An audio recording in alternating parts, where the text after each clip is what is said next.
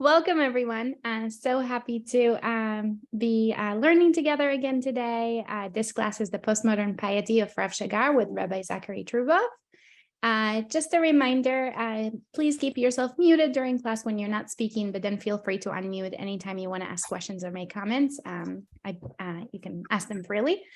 If you once you join in the webinar, you'll be getting an invitation from me to become a panelist. That would allow you, accepting the invitation would allow you to participate verbally during class if you wish. Yeah, with that, I'll turn this to you, Rabbi Truboff. Thank you so much, Evie. I want to welcome everyone to what is our fifth session on the postmodern piety of Rav Shagar. Today's class is going to be on the problem of suffering. And in many ways, it's not so much that we're dedicating just this class to look at this. We've been actually looking at this issue from the very beginning of the course. And of course, one class alone would not be sufficient to even begin to fully address the problem of suffering. The problem of suffering is that which plagues not just religious life, but life in general. And if there's a, hard question to human existence, it may very well be this. What I want to try to do, though, in today's class is I'll begin by sort of reviewing a little bit about where we've been, and then trying to focus in on how Rav Shagar understands the problem of suffering, not why it happens. I mean, that's not something we have an answer for, but at the very least, to be able to grapple with what do we do with it, right? What do we do when suffering comes and tears apart our lives? I see Batsheva has a hand raised. Did you have a question, Batsheva?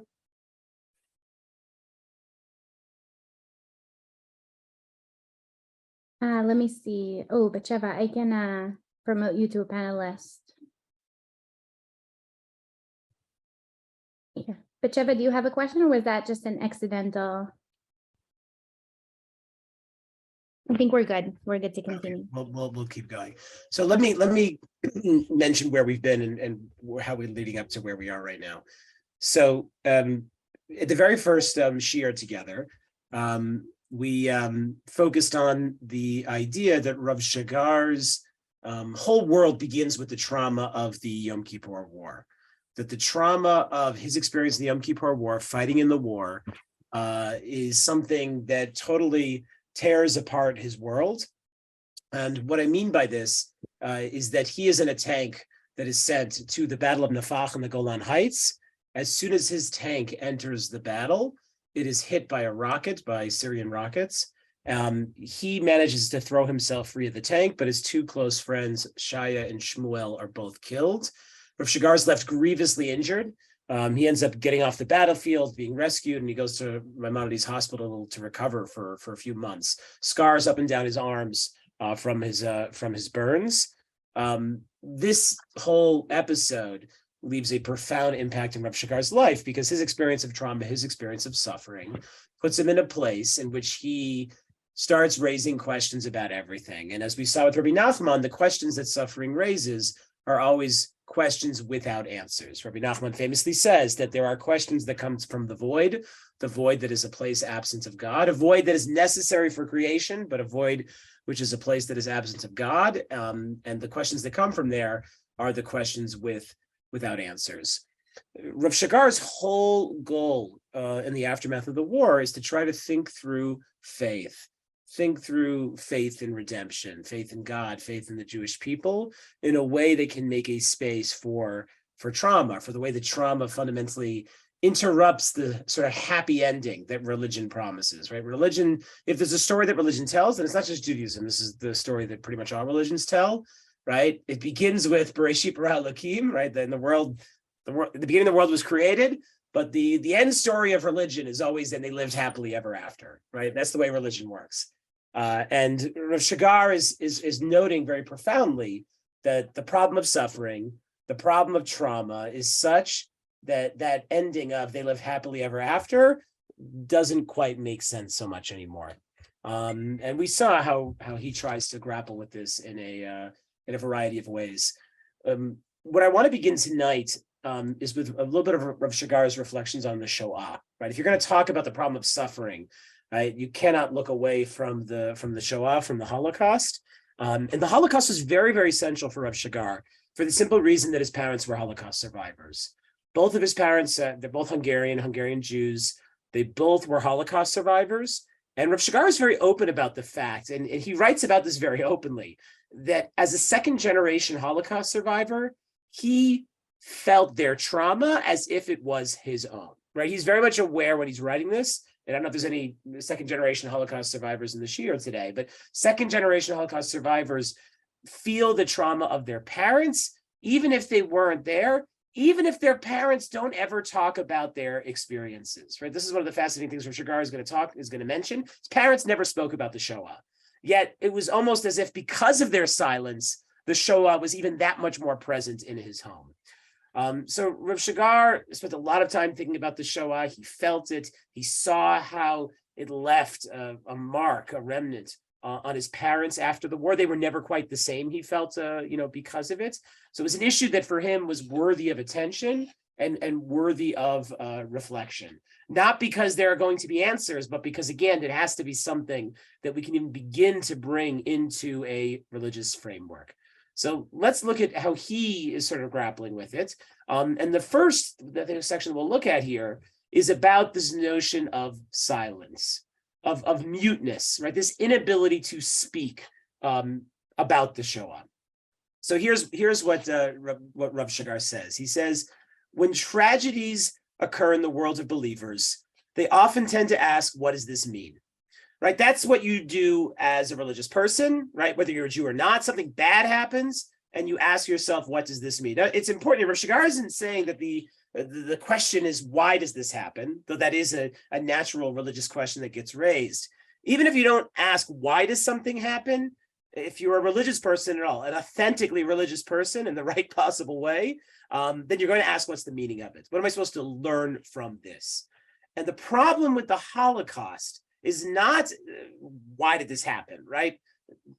We're generally okay with being willing to acknowledge that certain tragedies, horrors are such that we can't answer why, but we still want to know what they mean. We still want to learn something from it. And Rav Shagar's point is that there's a way in which the Holocaust negates the very question of meaning. And that is exactly why it also thwarts our ability to speak about it, and why it thwarts the ability of survivors to speak about their experiences. He says the Holocaust negates questions of this kind, meaning the Holocaust is the kind of thing where you don't get to answer, what does it mean? He says, because it is a breaking of the world and its cultural structure. It is outside the boundary of the constructive world, outside the boundary of discourse, right? Language cannot grasp the Holocaust and make sense of it. And because of that, and this was true for so many survivors, right, they cannot talk about what happened. And in many ways, the horror, the trauma of the Holocaust is a double trauma. It's the trauma of what happened, and it's the double trauma of not being able to talk about what happened forever afterwards. And this is where Rav Shagar sees his parents trapped. And it's something that deeply, deeply upsets him.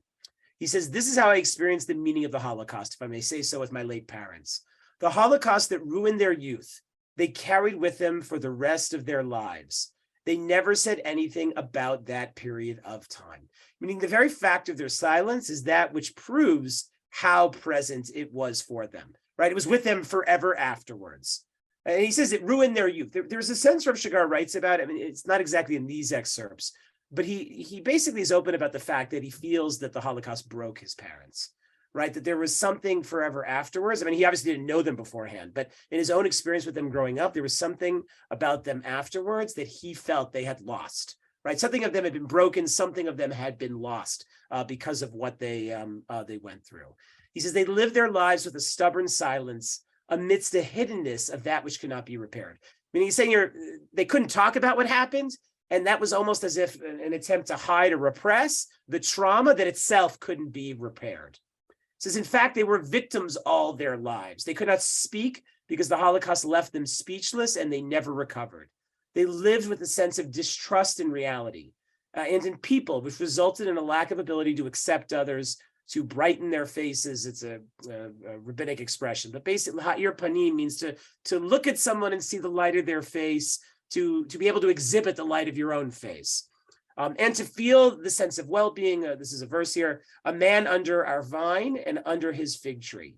In a sense, continue to carry this burden. So what he's saying here is there's something about his parents in which they not only were they never the same afterwards, they were never able to be in real relationship with the world and with other people. There was always a sense in which everything could fall apart, both in their own lives and in their relationship to others.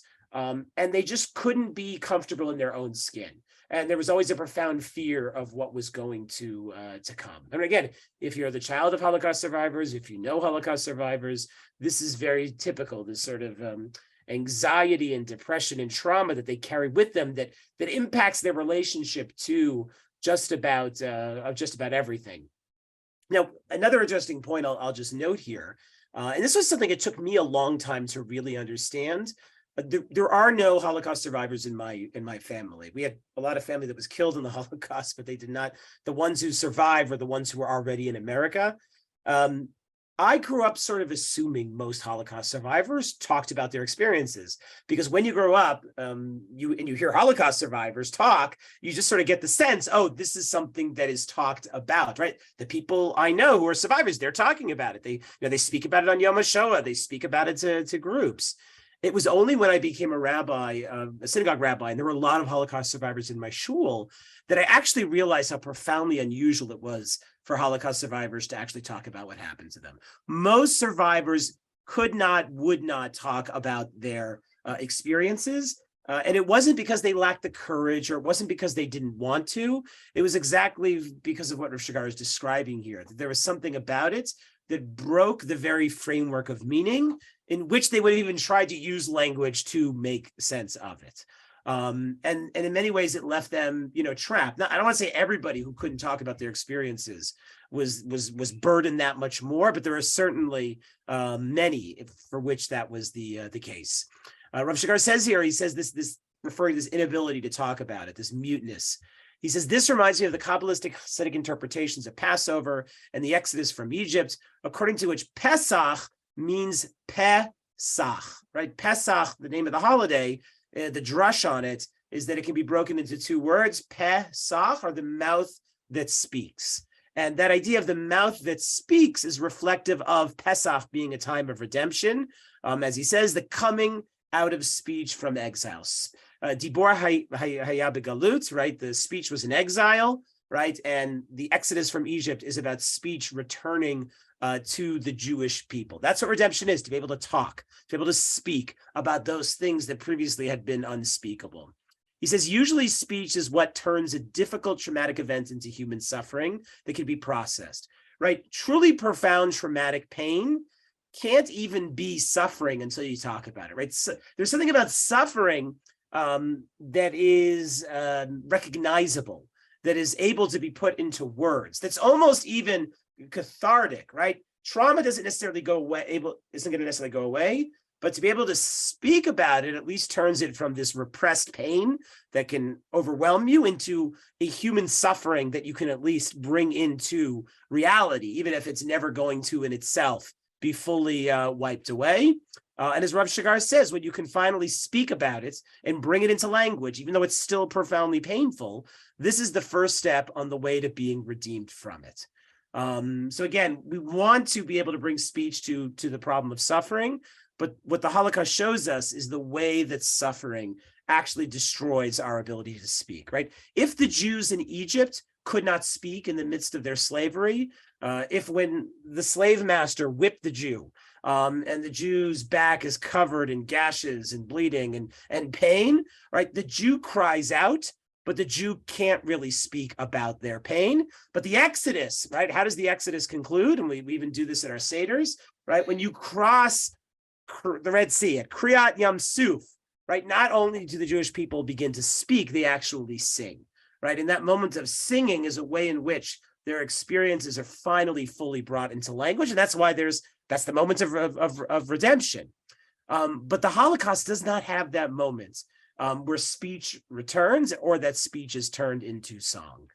For the Holocaust and for the survivors who went through it, it is ultimately a black hole that seems to suck everything inside of it. He says there's no conceptual system that can grasp the suffering at all. There's no words, again, that can make sense of it. In this respect, my parents remained in the Holocaust, a Holocaust that is not only murder, but is the murder of murder. Not injustice or suffering that occurs in a human context, but a deviation from it and its refutation. Right? What Rav Shagar is getting at here when he calls the Holocaust the murder of murder, what he's saying is that murder fits within a normative framework. Right? If somebody murders another person, we can say that act is wrong. And if somebody murders 10 people, we can say that, that act is evil, that person is evil. But what happens when 6 million people get murdered in a way that we can't even wrap our minds around, right? In this systematic, dehumanizing, total fashion, when there's not just one person behind it, but there's a whole society of people behind it, right? You can't even use the word murder to describe what happened to the Jewish people during the Holocaust, right? That's why we had to invent this notion of genocide or crime against humanity, right? That's an attempt to say there's something worse than murder. But in truth, the problem of the Holocaust is that it can't be put into normative categories like murder. Again, if you can name something as evil, then it is no longer unspeakable. Right? It is no longer beyond language. And what makes the Holocaust so problematic is that we can't just call it evil and say, okay, we're done here, right? Evil doesn't fully grasp it. And I think we all know this, right? That is the very reason why language fails in the face of the Holocaust. He says the Holocaust is something that cannot be transformed conceptually into anything else and thus merits some recompense, meaning like, if we can't speak about it, if we can't bring it into language, then there's seemingly no way to elevate it in any fashion, or at least make it even minimally comprehensible, to turn it even from pain into suffering. He says, this is how I explained the silence of my parents who lived their lives in the same void that was opened up in the Holocaust. Auschwitz was the death of, hold on.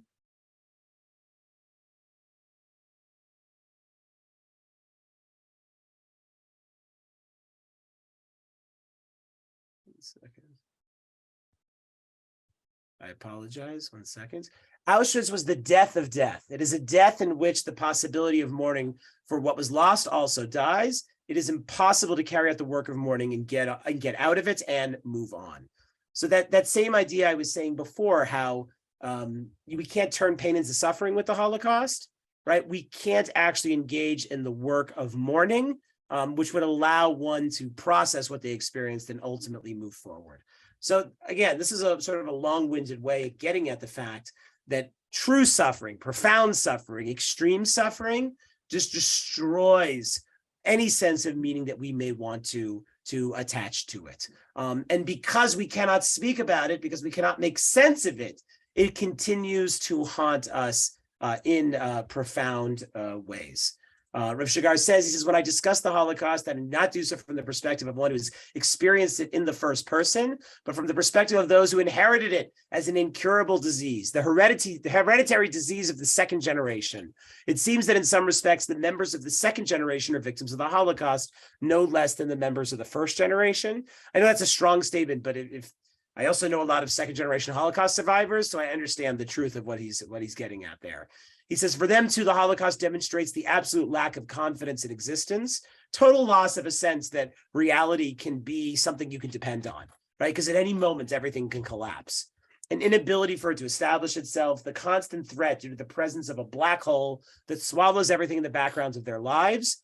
For me, the Holocaust is that black hole of existing non-existence, a horror illuminated by the noonday sunlight, an atrocity that will nullify everything occurring in a world that continues to spin on its axis, existing non-existence. This is the reality that leads to being stuck without the ability to escape and without the ability to disappear.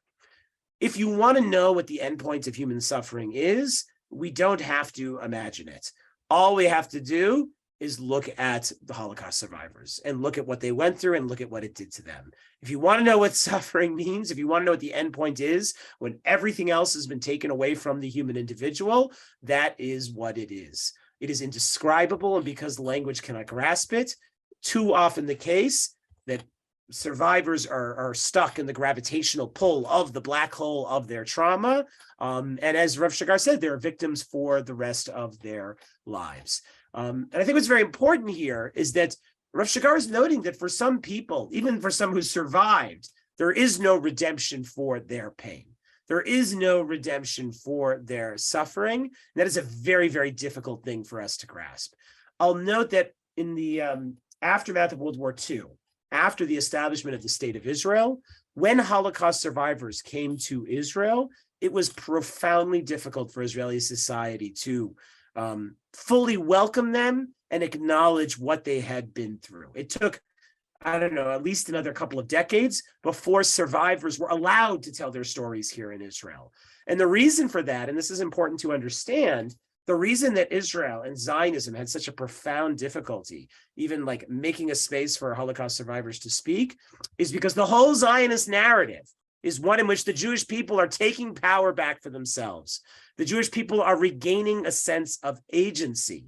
And what that means is that Jewish people are not supposed to be victims. The Jewish people are supposed to be able to take their destiny in their own hands, take redemption into their own hands. And to confront the Holocaust survivors is to be reminded of the most profound example of Jewish victimhood. So basically, Israel and Zionism just said, we don't want to hear from you. We don't care what you have to say. We have a state. We're building a future here.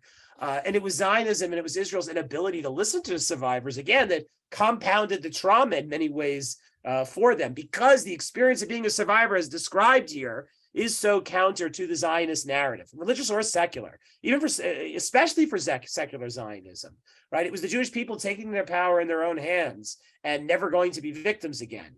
And suddenly the Holocaust survivors are showing up and reminding the Jews just how bad of victims they can fundamentally be. Now, if this is the extreme, if this is the, I said the end point of where suffering takes us, we also understand that it is not the only outcome. There's something very tragic about the way Rav Shagar describes his parents, and without judgment. I mean, he feels a sense of what has been profoundly lost for them.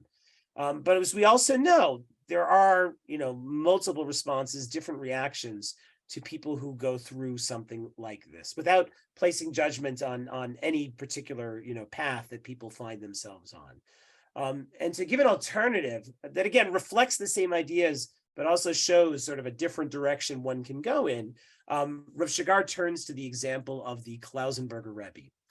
Klausenberg is in Hungary. He was a fairly, relatively young man during the World War II, during the Holocaust.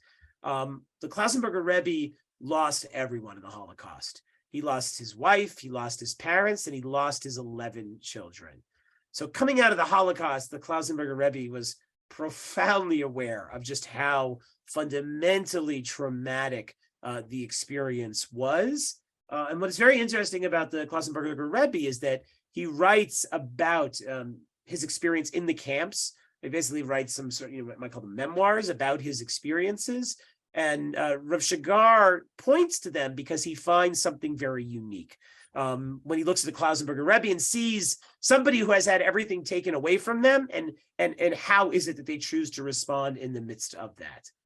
So here's what he says. This is from the same essay as what we saw before, just a little farther on. He says, the decisiveness beyond God, the Rebbe of Klausenberg, he says, the great question that the Holocaust poses to the world in the end is not only directed to the human spirit, but also to religious belief. Does the Holocaust not disprove it? Not only man and his spirit died in the Holocaust, but it is claimed also faith in God. And we've talked about this, right? Trauma, if it erases meaning, then it is unquestionable that it is going to erase or challenge faith. If faith is, again, ultimately about some redemptive vision, where God makes everything right in the end, then the traumas of the Holocaust tell us, at least for those who experienced it firsthand, that there's just simply no way God can make that right. So obviously the Holocaust is a profound challenge of faith. And that is why Rav Shagar finds the Klausenberger Rebbe's response so significant. It is a profound and surprising religious reaction that I want to look at can be found in the biography of Rabbi Yekutiel Yehuda Halberstam of Sans Klausenberg. The Rebbe of Klausenberg was born in 1905 and grew up in the Hungarian occupation areas. In the Holocaust of Hungarian Jewry, he lost his mother, all his brothers and sisters, and his wife, and 11 children. He himself went through a journey of hardship and suffering in concentration and labor camps and on death marches. During his path of suffering, he took it upon himself not to transgress the prohibitions of the Torah and not to eat anything forbidden, not even in the midst of the most dire situations. So what the Klausenberger Rebbe did is in the midst of the camps, in the midst of all these impossible situations, he basically said, I'm not going to violate the Torah. He said, no matter what, I am going to keep the Torah. Now, what you have to understand here is that we could look at this as, your classic tzaddik story, right? The story of a righteous, religious individual, a leader who is just willing to make these great sacrifices for Torah. And in many ways, that would be true, right? He goes on here to describe what did the Klausenberger Rebbe do?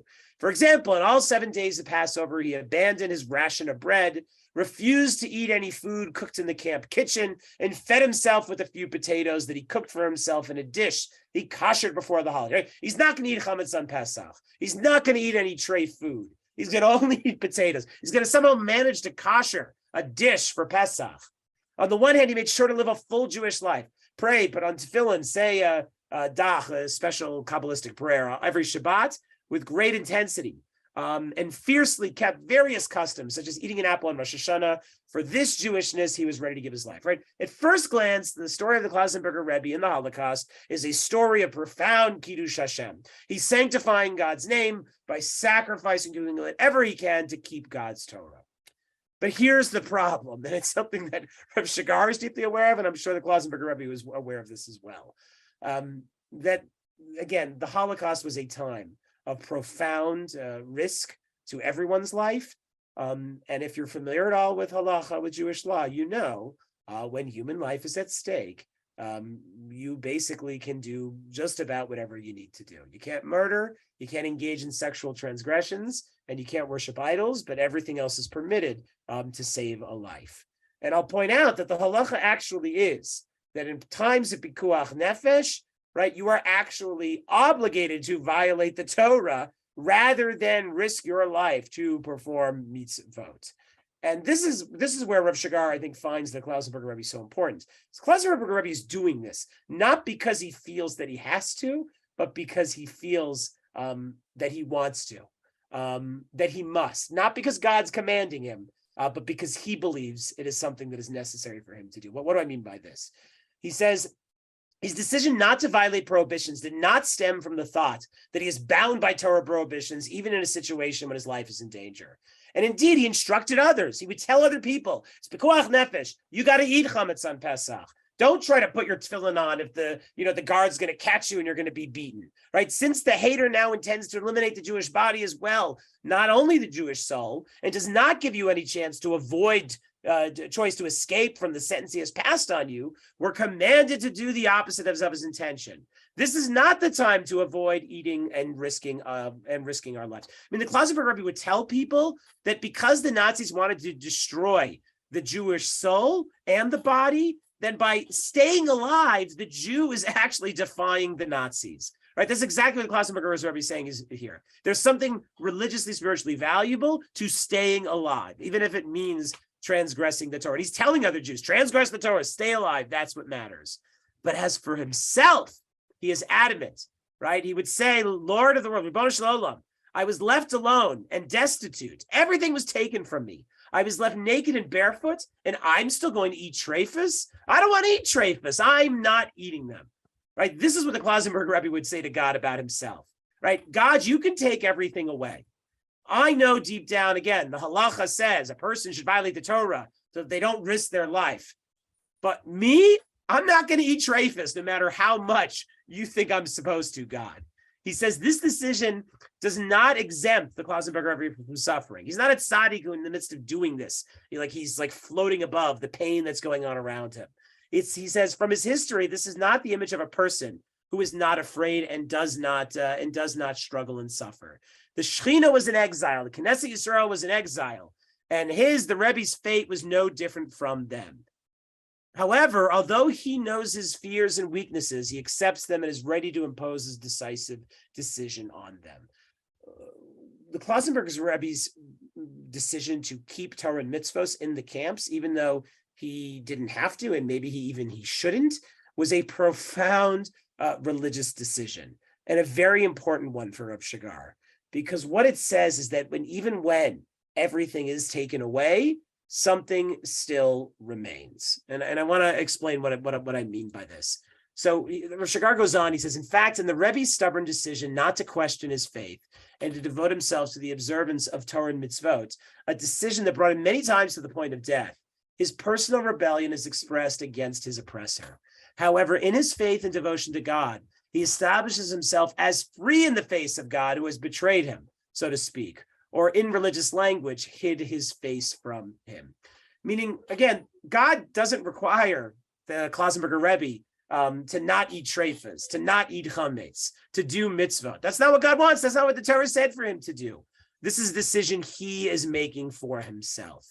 And he actually said, Rav Shagar says here, it is raised even above the divine command itself, right? Because he's not doing this because it's a mitzvah in a sort of narrow sense. In the dire situation of the Holocaust, the Rebbe of Klausenberg reveals that it is better for him not to live than to be dragged into a life without Judaism, without the mitzvot and the Holy Torah. Life is void of meaning for him. Meaning, if trauma strips everything away, maybe it doesn't. Maybe there is something that remains. Maybe the things that matter most to us always can remain, even in the midst of trauma. And that's what Klausenberger Rebbe is saying here. Even at a time where one could say the mitzvot don't apply, the mitzvot are still there. The mitzvot are in some sense still available to the Klausenberger Rebbe, right? They're not easy. They may be borderline impossible, but there's something about their reality that remains present for him. And he's not going to give up on them. He's not going to give up on them, even if God has maybe given up on him. He says, in his practice, he places the devotion to Judaism, the Jewish intimacy, and in fact, the holiness even beyond God himself, who no longer commands them. You took everything from me, the Klausenberger Rebbe says, and I'm still going to eat treifas, and I'm not going to do that, God. Your Torah matters too much to me. Right? There's actually a line that Levinas writes an essay about the Holocaust, in which he titles it "Loving the Torah More Than God." And there's something to that, because in the moments of profound suffering, all we experience is God's absence.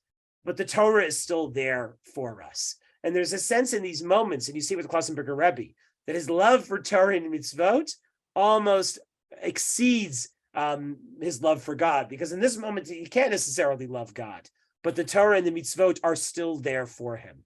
He says this decisive statement is not the product of halachic analysis, whether the Rebbe is obligated to surrender his soul at a time of religious persecution, etc., but it is a statement made in the face of the divine will that took everything from the Rebbe, even the commandment itself, right? The God's commandment, the sense that God is the commander to whom we must submit because God is the higher power, right? That ends with the Shoah. But mitzvah does not end. The commandment that we have to be slaves to God, it no longer is comprehensible in the midst of the camps, but the mitzvah, the idea of mitzvah, the presence of mitzvah in our lives still remains.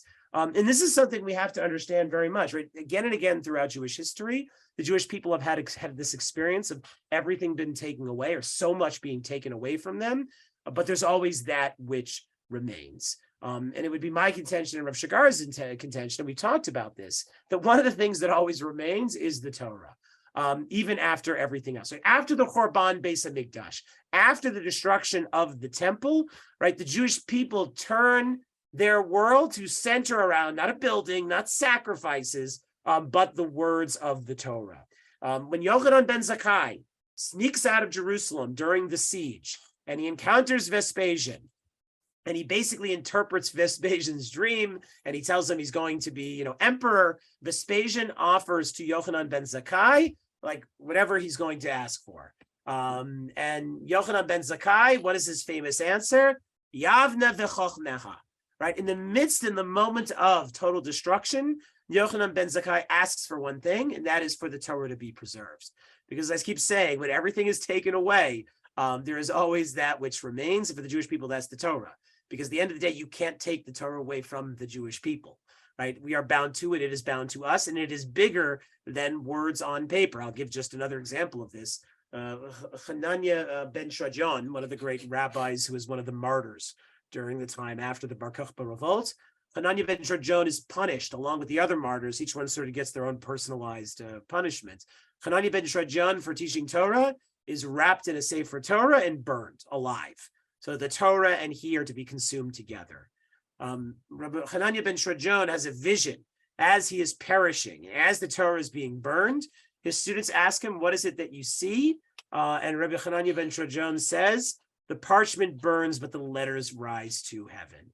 Right? There is something about the letters and language and Torah and mitzvot that remain, that nobody can take away from us, because they're not a place, they're not a thing, they're not something substantial that you could point to, that if someone takes it away, it's gone forever. Right? The power of words, the power of language is the way in which it is eternal. And the way in which, again, it can always remain. It can always be there for us. Not always in the sense that God is always fully present behind it. As I said, in the Holocaust, God is not there for people. That's very clear.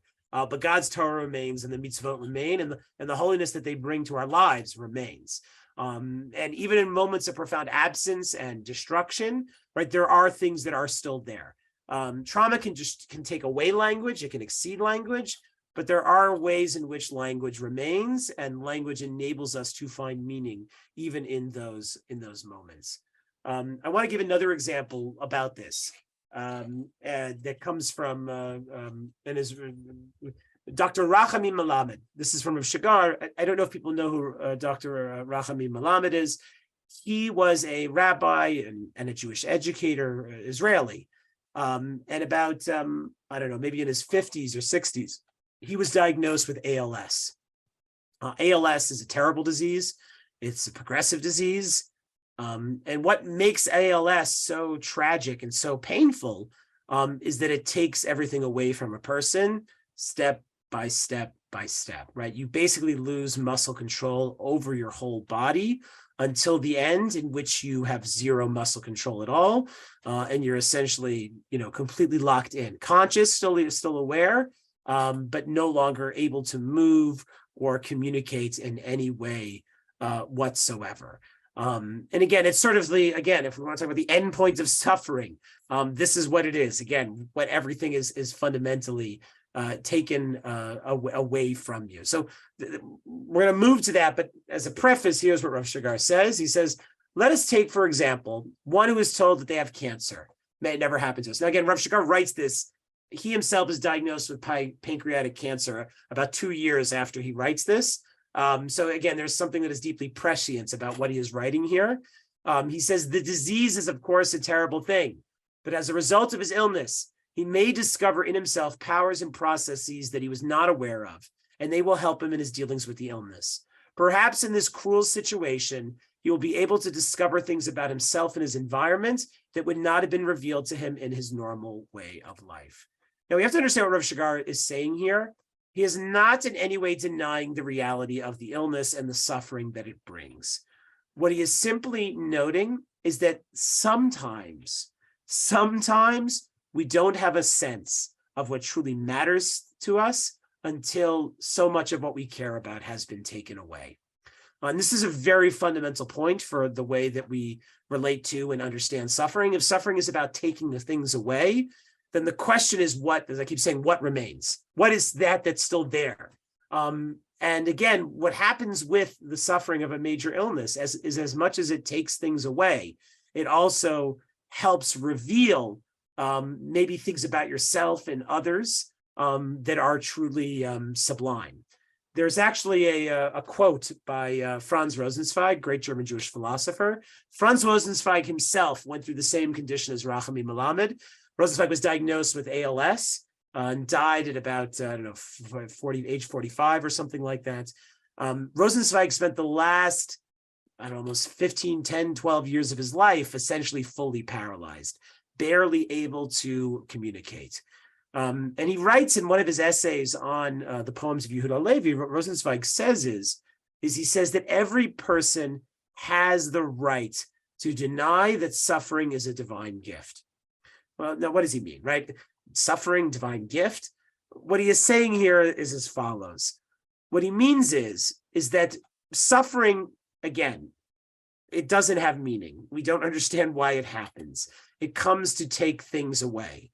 And because of that, it should not. It can't necessarily be fit within a religious or theological narrative. And anybody who's going to attempt to put suffering in a theological narrative is ultimately doing something that is fundamentally wrong. However, what Rav Rosenzweig also understands, and he also understands this from personal experience, and it's the same point that Rav Shagar is saying here, is that suffering is a gift only in the sense that because it takes things away, it also reveals that which remains. And that which remains after that which has been taken away from you is no longer there, is always something truly holy and sublime. And if there's a gift in suffering, it is that. But again, everyone has the right to say that they reject suffering entirely and that it's fundamentally meaningless. Because the fact that, again, suffering can reveal that which is important, still in any way cannot justify it for the horrors that it imposes on us. He says here, Rav Shagar, when a person is faced with death, at first it undermines his life, undermines his imagined security. It is possible that a person will not be able to get out of this predicament and will enter a mental state of depression. When you face death, when you face a diagnosis like cancer or ALS, right, again, it just pulls everything out from under you. It's as if there's a hole now under your feet and you are about to fall into it. He says maybe he'll try to recreate in his imagination the days of his youth, right? When you are threatened with everything being taken away from you, right? There's an inclination to turn back to those moments when you felt like you had that plenitude, when everything was good, right? You're going to turn back to your youth. He says, though, but if we take as an example a model like that of Dr. Rachamim Melamed, here we have an example of someone who passed this stage.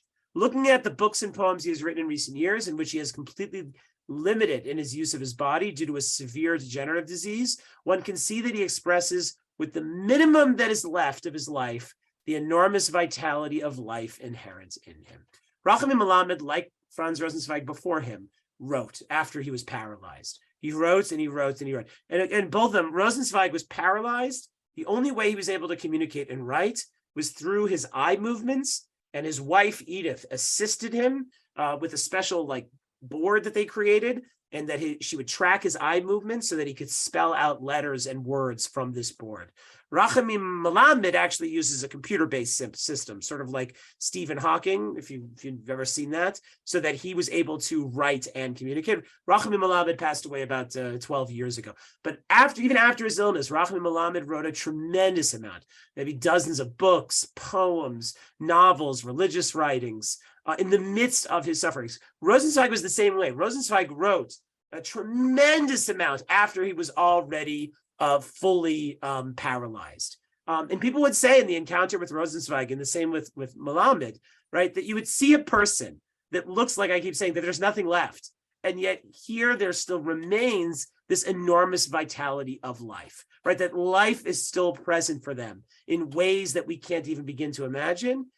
And the way that life expresses itself is through language, right? That's what Rachamim Melamed, that's what Rosenzweig did, right? The ability to still hold on to language and to find language a vehicle which could convey meaning for themselves and to others. Again, what makes language so important is not just that it conveys meaning. Language for somebody in that condition, it is the bridge between them and others. To have a disease that eventually takes everything away from you is to make it make you exist as if you cannot be in relationship with anybody in the world, right? You are fundamentally alienated and isolated. The only thing that enables there to be a bridge between you and everything you have lost and any other human being is language. And the fact that that was still there for them, that it remains, is truly profound. He says he can continue to create meaningful things for himself and for the world. Therefore, it is completely clear to him, despite his physical limitations, that there is an inner value in his life and that this is the core of his faith. This means that even in the most extreme situation, he did not lose the deep and fundamental point of his existence. And part of what made Rachamim Melamed very important was that he gave a lot of hope for other people dealing with profound illnesses and suffering, because they could see somebody who was able to show that something remains when everything has been taken away. And as I keep saying, that's what suffering does. It takes everything away. He says the human aspiration to reach certainty about life and its value is wrong. This is Rav Shagar speaking, right? That we want a sort of fixed sensibility that the world is stable, that the ground under our feet is stable, that the way things are today is the way they'll be tomorrow. But Rav Shagar knows there's a dimension of uncertainty to life that we must know how to accept. The reality of suffering is such that we know that even if everything is good today, tomorrow it could all fall apart. I speak about this as somebody who's experienced, trauma and suffering in my own life, and profound loss in my own life. My wife went through a very, very tragic and difficult pregnancy. She was pregnant with identical twin boys, who were diagnosed in utero with a particular condition, who went through a series of procedures while she was still pregnant with them. We thought it was going to hopefully hold. She ended up delivering them premature, and they passed away a couple of hours after they were born. And one of the things that we had to internalize from that experience, and it's part of our own traumas that we're grappling with, is that every time we go to the doctor's office, especially about one of our children, we know that there's like a moment in which we might come back, or the doctor might come back and be like, there's a problem. Because once you've had that experience once, you know that it can and maybe very well will happen again. And it means that you can no longer look at life as stable, as certain.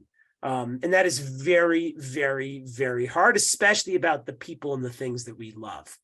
He says the thought of the religious person that he will be fine if he observes the Torah and mitzvot, that he is ensured is not correct. Again, this is the mentality that we all have, religious and even not religious. We think everything is going to be okay because we think we're doing everything right? Not even some egotistical or narcissistic sense. We just think, okay, we're making good choices with our lives, right? Bad things don't happen to people who are doing things right. That's the way every human being looks at the world, but there's something fundamentally misaligned with that, with the way reality actually is.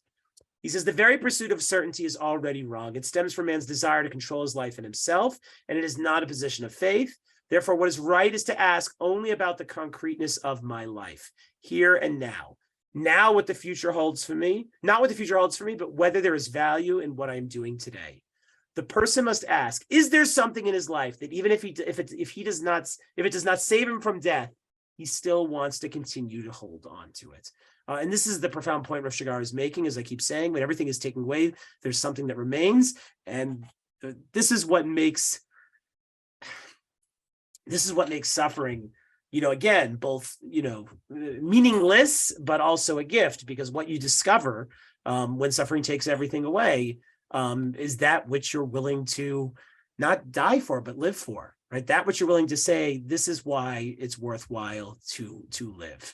And anything you're willing to say, this is why it's worthwhile to live, just has to be, what is truly holy and truly divine. And it takes us a lot to be able to reach that point and to have that awareness and that kind of faith. That's something that suffering makes possible for better and for worse. I spoke about last week about and the week before that about the idea of covenants, about those things that we are bound to and can't escape, right? The things that we love and therefore we keep returning to because we feel drawn to them inexorably. And I also spoke about the way that we find our sort of covenants or relationships through language, that we use language to make sense of the world. We as religious Jews use religious language to infuse meaning in the world, and we can't escape the language that structures our world. Right? Words like Shabbat, Tefillah, Kedusha, right? These are things, Siddur, right? These are things, symbols, words that fundamentally impose themselves on the world, and the meaning that they hold for us is something that we cannot easily escape. And what suffering reveals is that even after the collapse, even after everything's been taken away, what remains is that which you are bound to, that you know that you're bound to, and that which, again, fundamentally infuses your life with a sense of meaning. The things that you are willing to live for when everything that has been taken away, there's exactly those things you're also, willing to die for. But what makes the Jewish people special in their history is that more than God wants us to die for God's Torah, God wants us to live. But sometimes living for God's Torah, that means living again to the end, in which you recognize that this is what matters. And this is what you're willing to basically give everything for. I want to look at one more text before maybe opening up to some questions. This is not a text of Rav Shagar, but again, it captures, for me at least, this notion of how at the end of the day, when everything is taken away, when suffering imposes itself on us, there's always one thing that remains. And in many ways, it's the most Jewish thing that remains.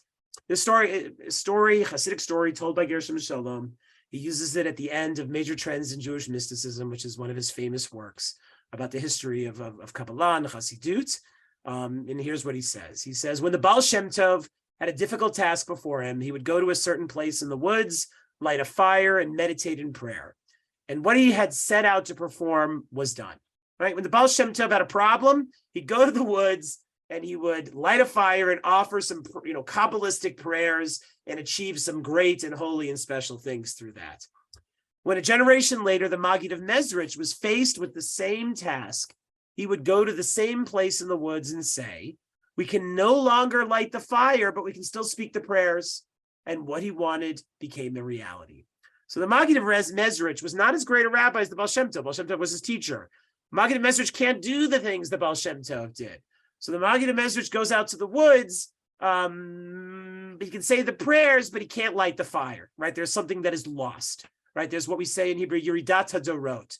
There's sort of a descent. Each from the Baal Shem Tov to the Maggid, something is lost, but there's still that which remains.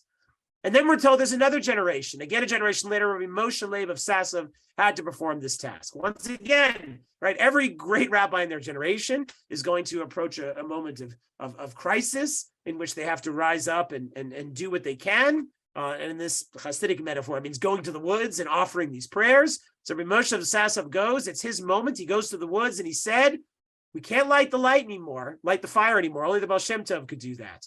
Nor do we know the secret meditations belong to the prayer. The Magi did, but I don't. But we do know the place in the woods to which all this belongs, and that must be sufficient, and sufficient it was. So at least the Rabbi Moshe Leib of Sasov, even if he couldn't light the fire, and if he didn't know the Kabbalistic kavanot, right, he could still go to the place in the woods. But now we go to the fourth generation. When another generation had passed, and Rabbi Yisrael of Rizhin was called upon to perform the task, he sat down on his gold chair in his castle. The Rizhiner Rebbe is famous for his wealth and opulence. So that's why it says he has a gold chair in a castle. And here's what he said. He said, we cannot light the fire. We cannot speak the prayers. And we don't know the place. We can't go to that place in the woods. But we can tell the story of how it was done. And the storyteller adds, the story he told had the same effect as the actions of the other three, right? When we get to the fourth generation, right, there's been loss after loss after loss after loss until we get to the Rizhiner, there's basically nothing left. Can't light the fire, don't know the prayers. We don't even know the place to go anymore.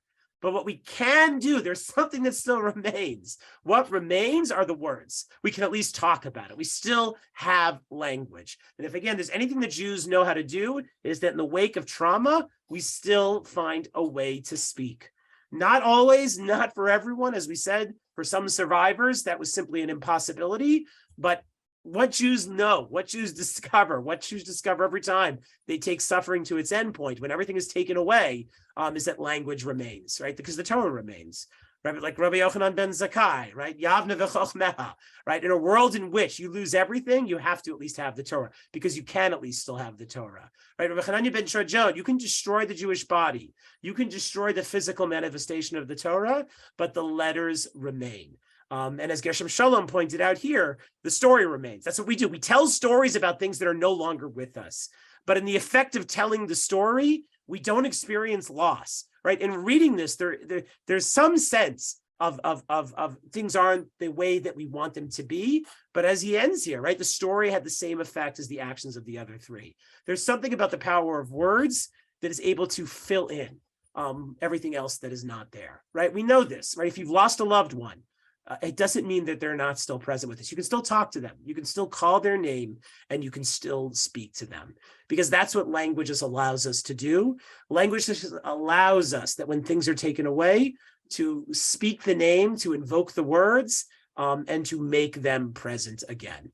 And if there's one like lesson that Jews have learned about suffering, it is at least that there's always something that remains. And for the Jewish people, it has always been at the very least that Torah remains, the language of Torah remains.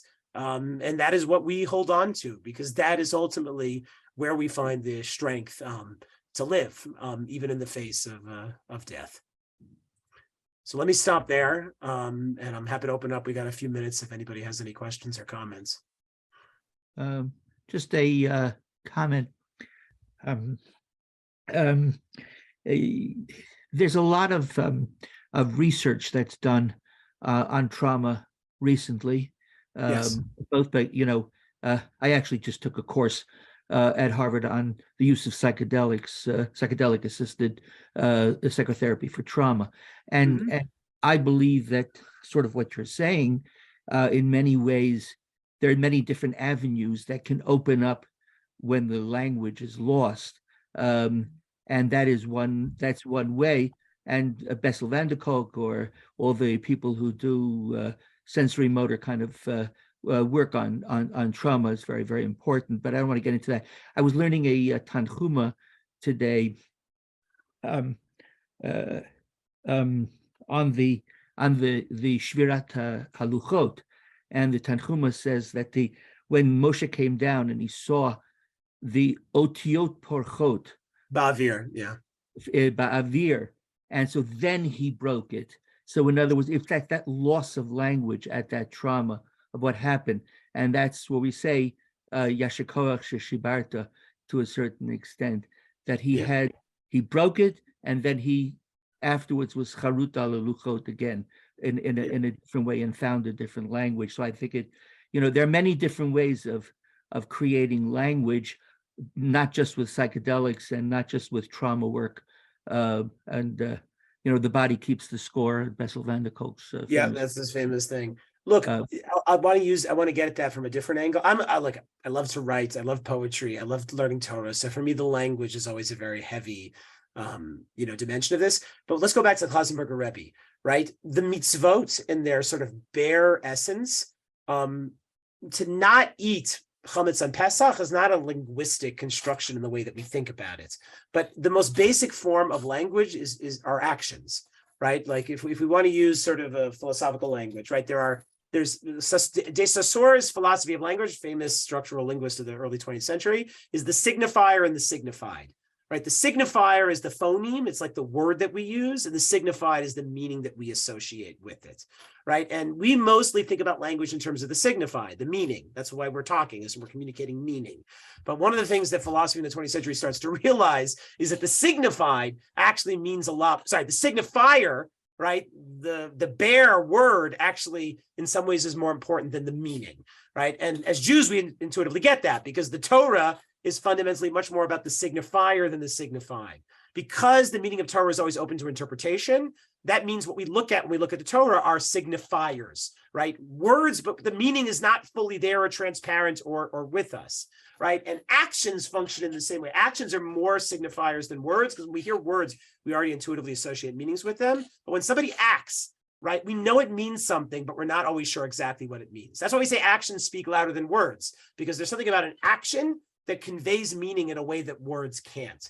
And that goes to what you were saying, is that we communicate not just with language, right? The act of mitzvot for the Klausenberger, right, in itself communicated meaning far more profoundly than any words he could have put forth, right? So I think that's something else that is important to keep in mind here, that we talk about. I keep talking about language, but what I'm really talking about are the fundamental building blocks of meaning in our lives. And those things always exceed language. That which is most meaningful to us cannot fully be captured in language. Otherwise, we would just be able to say it exhausts its meaning. It defines itself.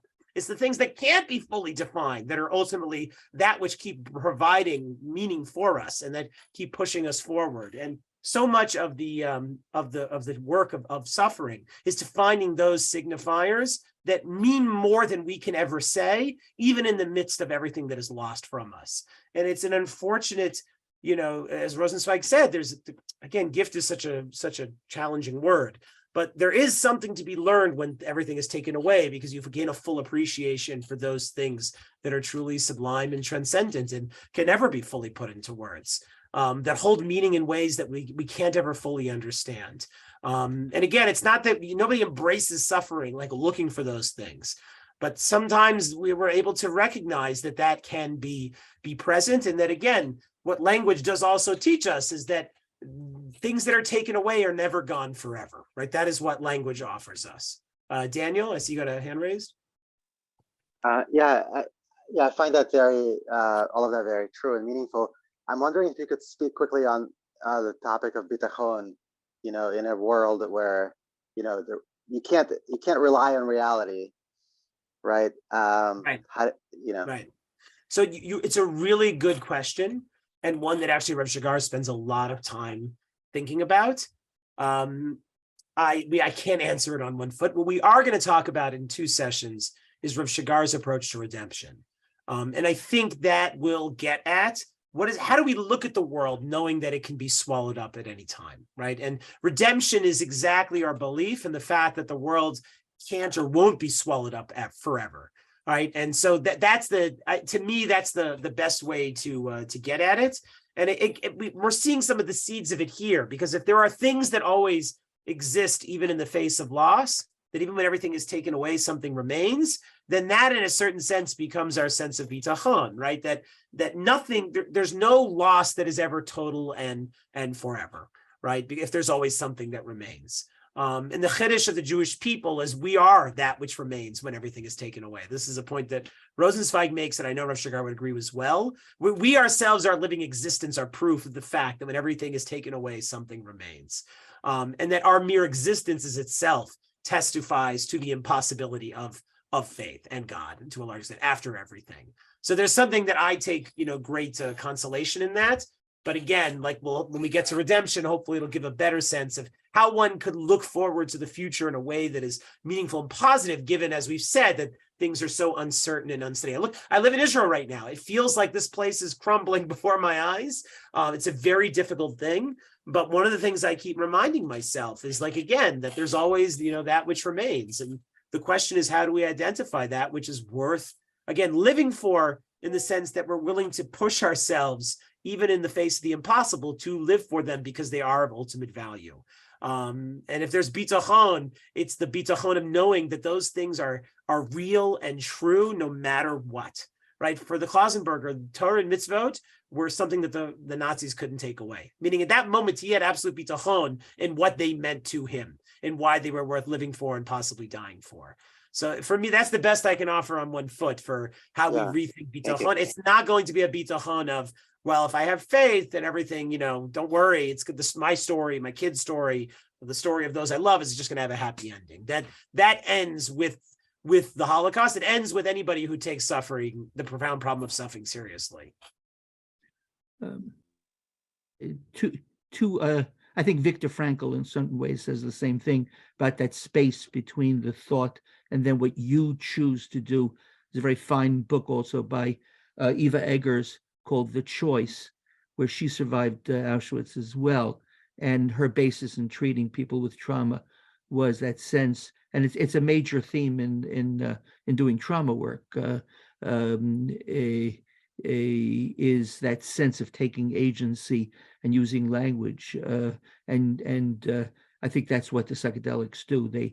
They allow the narrative to come out when it's totally blocked. Right. They allow people to find meaning, essentially, right? That's what allows them to do. And again, I'm not against psychedelics. I understand they've been helpful to people, but I also think if Jews or anything is masters at attempting to find how meaning exceeds our rational capacity without the use of drugs. That's all. Our attachment to Torah and mitzvot is such that Torah is our drug. I mean that seriously. There's a pasuk that I was recently writing an article about Rav Shagar and trauma, and there's a pasuk I just found. Only recently, I never knew this pasuk existed. Sometimes you find Torah and it's mamish, a revelation that you're discovering it for the for the first time, even though it's been there forever. So here's the here. I want to just read this here, and then we'll end with that. I'll just read you the verse from Tehillim, and I was I was so upset that I had never seen this before. He says, here's the verse. 1 second. The verse is, were your Torah not my delight, I would have perished in my misery. If your Torah was not my delight, I would have perished in my misery.